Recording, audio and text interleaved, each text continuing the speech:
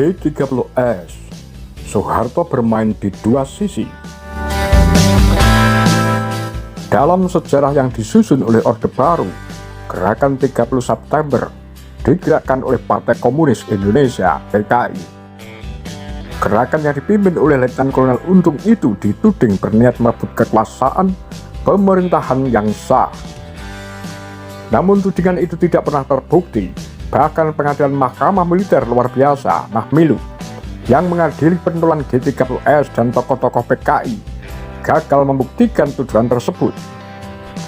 Malahan berbagai kesaksian dan penelitian terbaru mengenai peristiwa tersebut justru membantah tudingan tersebut. Kini setelah Orde Baru runtuh, perlahan-lahan kebenaran terkuak. Keabsahan Soeharto sebagai pahlawan dalam kejadian tersebut mulai dipertanyakan. Belakangan, ada banyak analisa yang mengaitkan Soeharto dalam G30S tersebut. Dari berbagai analisa itu dapat disimpulkan, ada tiga hal yang cukup mendasar. Pertama, Soeharto sudah mengetahui rencana G30S. Kedua, beberapa aktor kunci G30S adalah anak buah atau setidaknya dikenal sebagai orang dekat Soeharto.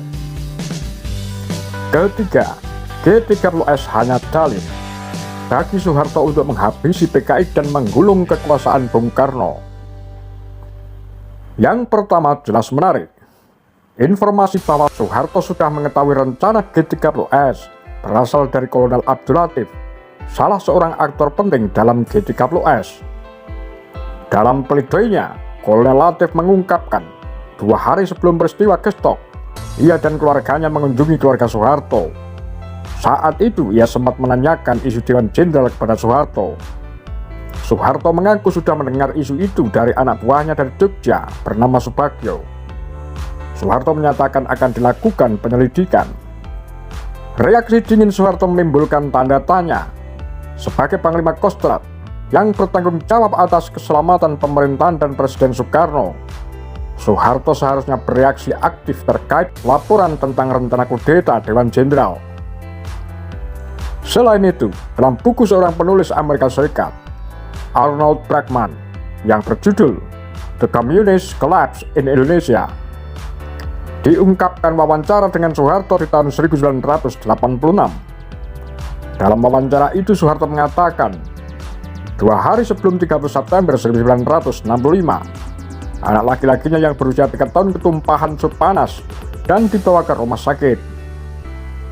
Pada malam 30 September, banyak rekan-rekan Soeharto yang menjenguk, termasuk Kolonel Latif.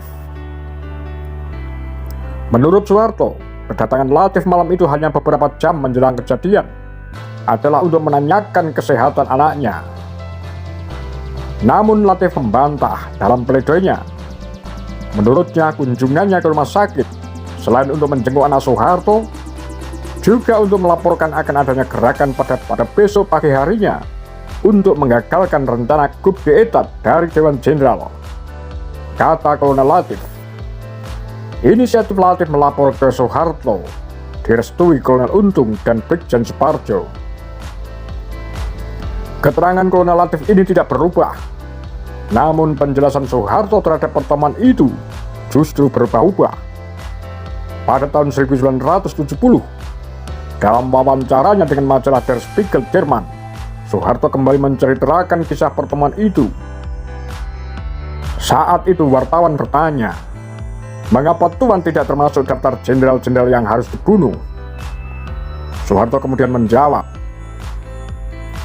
pada jam 11 malam, Kolonel Latif, seorang dari komplotan coup itu, datang ke rumah sakit untuk membunuh saya. Tetapi nampak akhirnya ia tidak melaksanakan rencananya karena tidak berani melakukannya di tempat umum.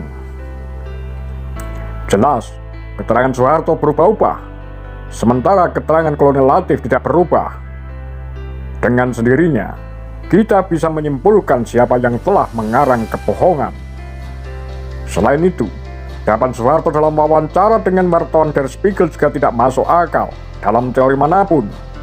Tidak masuk akal seorang perancang gerakan membuat aksi menghebohkan, yakni membunuh, hanya beberapa jam sebelum aksi sebenarnya akan dimulai.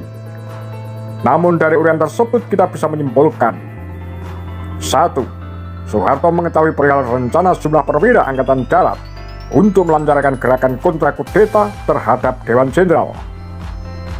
Kedua, kendati Soeharto mengetahui gerakan tersebut, tetap ia tidak mengambil langkah atau tindakan untuk mencegah gerakan itu. Yang kedua juga cukup menarik. Beberapa analisa sejarah menunjukkan bahwa Soeharto punya hubungan dekat dengan para pelaku G30S seperti Kolonel Latif, Letnan Kolonel Untung, dan Sam Kamaruzaman. Mengenai hubungan Kolonel Latif dan Soeharto, merujuk pada dua kesaksian, yakni Subandrio dan A.M. Hanafi. Menurut Subandrio, Kolonel Latif adalah bekas anak buah Soeharto semasa di Kodam Diponegoro. Soeharto dan Latif sudah saling kenal semasa masih di Yogyakarta. Latif memegang rahasia skandal Soeharto saat serangan umum 1 Maret 1949 di Yogyakarta. Menurut cerita Latif, sementara pasukan kompinya menyabung nyawa melawan tentara Belanda, Soeharto malah sedang santai makan soto babat. Pasca kejadian itu, Soeharto Latif berada di kesatuan berbeda. Soeharto di Pangkostrat, sedangkan Latif menjadi Komandan Brigade Infanteri 1 Daya Sakti Kodam Jaya. Karena posisi Latif cukup strategis, yakni penanggung jawab keamanan Jakarta, Soeharto kembali membangun hubungan dengan Latif. Dalam pledoinya, Latif juga mengaku kedekatannya dengan Soeharto. Sementara itu, versi A.M. Hanafi dalam bukunya, A.M. Hanafi menggugat, menyatakan bahwa Latif adalah bekas anggota Pesindo, Pemuda Sosialis Indonesia, pada saat peristiwa Madiun 1948 meletus. Latif berhasil meloloskan diri. Akhirnya pasca kejadian, Latif menggabungkan pasukannya di bawah Batalion Overstay Soeharto. Sejak itulah Latif menjadi anak buah Soeharto. Kemudian relasi Soeharto dan Kolonel Untung merujuk pada 3 kesaksian, Subandrio dan Kolonel Latif. Menurut Subandrio dalam bukunya, Kesaksianku tentang G30S, menceritakan bahwa Untung juga adalah anak buah Soeharto semasa di divisi Diponegoro sekitar tahun 1950-an. Keduanya pisah kesatuan, namun di tahun 1962 mereka disatukan lagi, yakni dalam rangka pembebasan Irian Barat. Saat itu, Soeharto bertindak sebagai Panglima Komando Mandala untuk pembebasan Irian Barat, sedangkan Untung menjadi anak buahnya di garis depan. Saat itulah Untung dikenal sebagai tentara pemberani. Ia memimpin kelompok pasukan kecil bertempur di hutan belantara Kaimana. Pasca itu, Soeharto dan Untung pisah lagi. Soeharto menjadi Pangkostrat, sedangkan Untung ditarik Bung Karno menjadi salah satu komandan kawal pasukan Cakrabirawa. Namun ungkap Subandrio, tugas baru Untung itu membuat Soeharto marah, sebab Soeharto ingin merekrut Untung menjadi anak buahnya di Kostrat. Kendati demikian, Soeharto tetap memelihara Untung. Ketika Untung menikah di Kebumen, Soeharto dan istrinya menyempatkan datang. Kolonel Latif dalam pledoinya juga mengakui kedekatan Soeharto dan Untung. Letkol Untung pun juga pernah menjadi anak buah Soeharto sewaktu di Korem Solo, ungkap Latif. Lalu ia menambahkan, pernah saya dengar dari pembicaraan Letkol Untung sendiri, sewaktu selesai tugas dari Kora, ia dipindahkan ke Resimen Cakrabirawa. Ia katakan dengan peristiwa itu, Jenderal Soeharto pernah marah-marah atas kepindahannya ke Resimen Cakra, karena ia akan ditarik sebagai pasukan Kostrat di bawah pimpinan beliau. Yang menarik, dari kesaksian Subandrio, bahwa pada tanggal 15 September 1965, Kolonel Untung mendatangi Soeharto. Ia menyampaikan perihal rencana coup oleh Dewan Jenderal.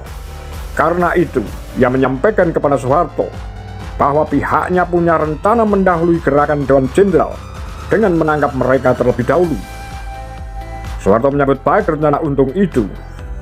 Bagus, kalau kamu punya rencana begitu, sikat saja, jangan ragu-ragu, kata Soeharto. Sebagaimana dituturkan oleh Subandrio, malahan Soeharto menjanjikan bantuan pasukan untuk mendukung gerakan Untung. Dan sekarang relasi Soeharto dan Sam Kamaruzaman. Menurut cerita A.M. Hanafi, Soeharto mengenal baik Sam sejak di Jogja. Sam dikenal sebagai anggota pemuda Patu. Ini adalah kelompok pemuda revolusioner hasil didikan Johann Sahrusa, seorang aktivis sosialis. Kelompok pemuda inilah yang memprakarsai aksi penyerbuan markas Jepang di Jogja. Kelompok ini pula yang mendorong Sri Sultan Hamengkubuwono dan seorang anggota PKR bernama Soeharto untuk berdiplomasi dengan Jepang agar menyerahkan senjata. Sejak itu, Hanafi meyakini Soeharto sudah mengenal Sam. Saat itu Sam masih dikenal dengan nama Samsul Komar Mubaidah. Pasca kejadian itu, Sam pindah ke Semarang dan bergabung dengan AMKRI. Kemudian ia menjadi informan polisi pada Komisaris Polisi Budikdo di Pekalongan. Sam juga pernah hadir di konferensi Pesindo di Surakarta. Ia mewakili pemuda Laskar PAI Partai Arab Indonesia. Ketika peristiwa Madiun meletus, Sam menghilang. Tidak ada yang tahu di mana saat kejadian itu. Dari Wikana, seorang tokoh PKI, Hanafi mendapat cerita bahwa Sam lari ke Jakarta, tepatnya ke Tanjung Priok. Di sana ia ditemukan oleh Hadiono Kusumo Utoyo, seorang tokoh pro Syahrir. Lalu atas anjuran Hadiono, Sam mengorganisir serikat buruh bernama SBKP, Serikat Buruh Kapal dan Pelabuhan. PKI yang gagal pada dari sinilah Sam berkelana dengan Aidit dan Halukman. Tahanan-tahanan daripada. Namun kata Hanafi, gara-gara rahasia Sukiman, adalah mereka yang rahasia terhadap orang-orang komunis, Sam menghilang lagi.